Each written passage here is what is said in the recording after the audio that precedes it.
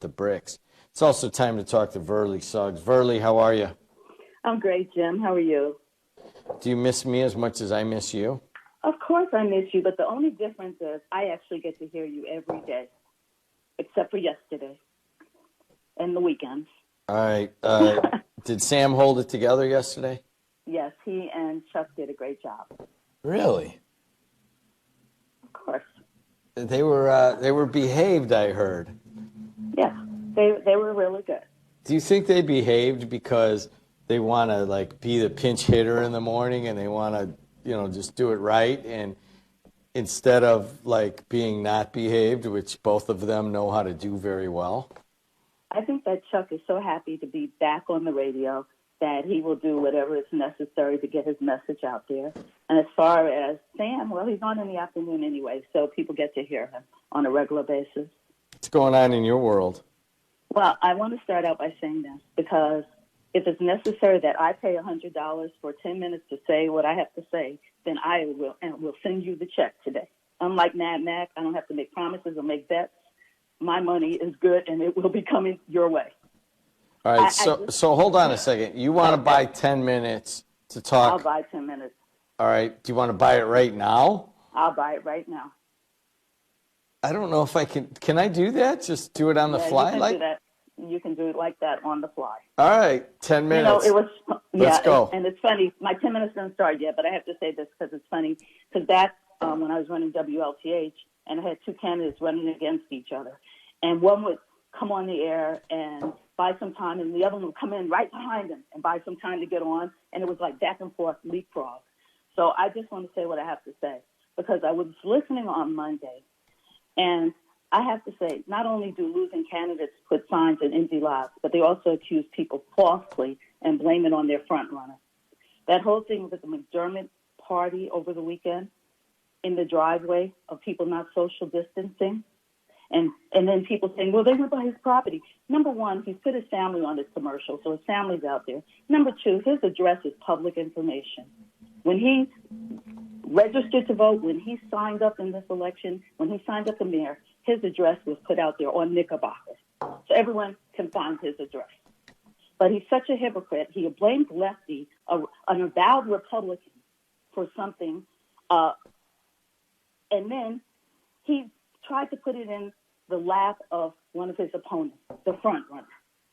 If the mayor's license plate readers work so well, then they should have used them to track the car, because MF claimed it, okay? He claimed it. So for McDermott to actually send emails to other supporters and other leaders blaming Mervan for taking pictures of his son, his 20-year-old son's birthday party, really? If the mayor wasn't doing something wrong, he wouldn't have to blame anyone else for what he did. But he has no problem going after churches. He has no problem going after people socially distancing on a golf course. So I just had to say that. Also, in Gary, this past weekend, McDermott insulted not only the city of Gary, but the precinct committee people. When in his pitch, he actually told the people in Gary that if you're not going to vote for me, then at least vote for somebody from your community. Don't vote for somebody from Highland, this North Township trustee. Did he do that in Highland when he went before Marcia and the rest of the precinct organization there? Did he say, hey, Marcia, you know what? Don't vote for me because I'm not from Highland. I'm actually from California.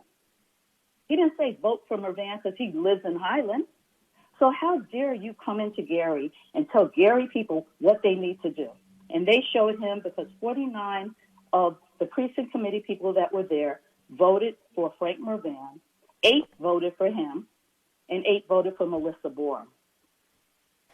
So those are things that I have to get out of my chest. And I also have to say to the citizens of Hammond, if you like your mayor, you can keep your mayor. Talking to Verlie Suggs, she's got another few minutes. Yeah, Verlie, I had a major altercation about time and everything, and as you well know, once you get into the 45 days, I'll let people give 30 seconds or say, hey, this guy sucks as a candidate or whatever. But after that, if you want to do that, you got to pay. This is a federal election. So You know what, Jim? That's why I offered to pay right off the bat. yeah, and It's I like on my appreciate that other because radio that takes, station. yeah, that takes the, the pressure off, and like here we're in your Oh, yeah. time. But Right, do you want so- me to ask a question in your time, or Sure. do you want to just It's talk? fine, because I bought time on another radio station to make my message out there, so there was no, and I didn't even say any candidate that I'm supporting. I just had to share about who McDermott is and why Gary people should not support him. And he proved it even better on Saturday. He insulted everyone that was on that Zoom and, that precinct caucus.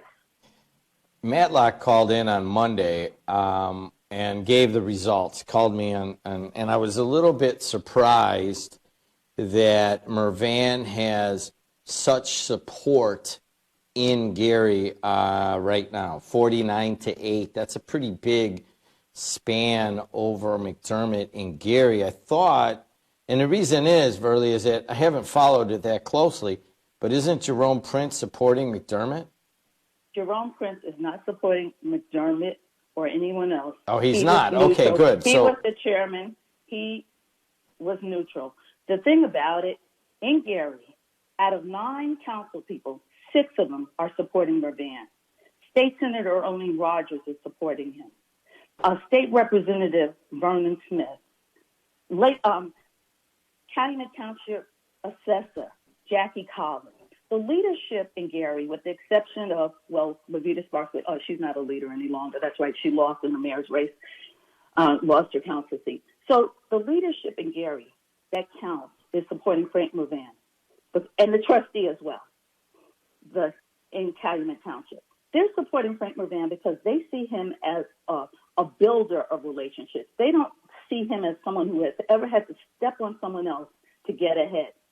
He is not a negative person. He doesn't call people names. He is a leader. And just like Congressman Viskowski and the United Steelworkers and the Teachers Union have endorsed Frank Mervan, well, that's why the people respect the congressman, number one. 2 of the candidates running actually work for the congressman. He didn't think either of them were worthy of his endorsement. talking to Verlie Suggs. She bought 10 minutes here. Verlie, thanks for respecting the process, because there are people right now that aren't respecting the process, and I don't want to go into it. And but you got a few more minutes.